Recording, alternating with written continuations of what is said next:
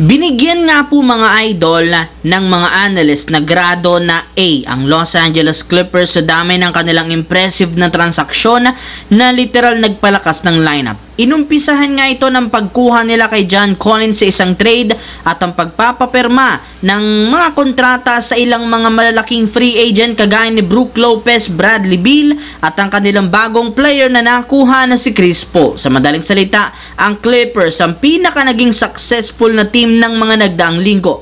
Ngunit ayon sa isang analyst, hindi rin naman magagawa ng Clippers ang ganyang klaseng move lalo sa pagguha kina Beal at CP3 kung hindi dahil sa ginawang desisyon ni James Harden na magkaroon ng pay cut sa kontrata. Pagkatapos nga po natanggihan ni Harden ang kanyang player option na nagkakahalaga ng $36 million, kumuha nga siya agad ng Clippers ng bagong kontrata na merong 2-year $81.6 million na mababa kumpara sa kanyang kasalukuyang value ngayon.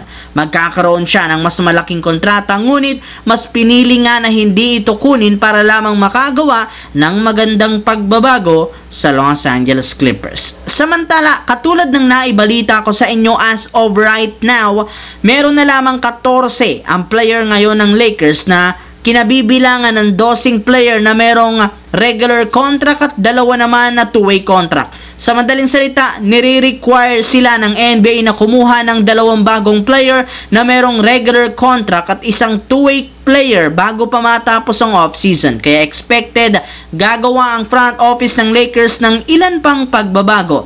Either sa trade o di kay kukuha muli ng bagong manlalaro na magiging available sa buyout market.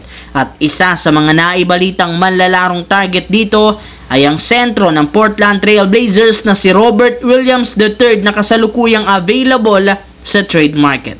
Kung hindi nga daw ma-trade ito, posibleng i-waive ang kanyang kontrata sa dami ngayon ng kanilang mga big man. Kaya binabalakan ng Lakers kunin ito sa isang trade gamit sina Dalton Keunig at Gabe Vincent. Kung sakaling ma-buyout, mapapadali ang pagkuha sa kanya. Sa kabilang banda naman, kung inyong ang mapapansin sa kabila ng pagiging contender ng Memphis Grizzlies, nitong mga nagdaang taon, hindi pa rin naman sila nagkakaroon ng magandang kampanya sa playoffs ng West.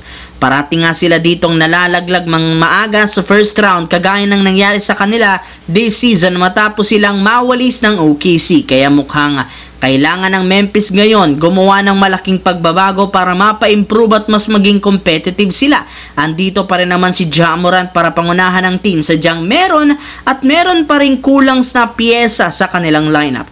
Mismong si Ja Morant na ang personal na nag-request sa front office na oras na para makakuha ng mas magagaling na role player na tutulong sa kanya sa scoring. Tinanggal na rin naman nila sa kanilang lineup ang second scorer na si Desmond Bane, kaya kailangan nila maghanap ngayon ng bagong ipangpapalit dito.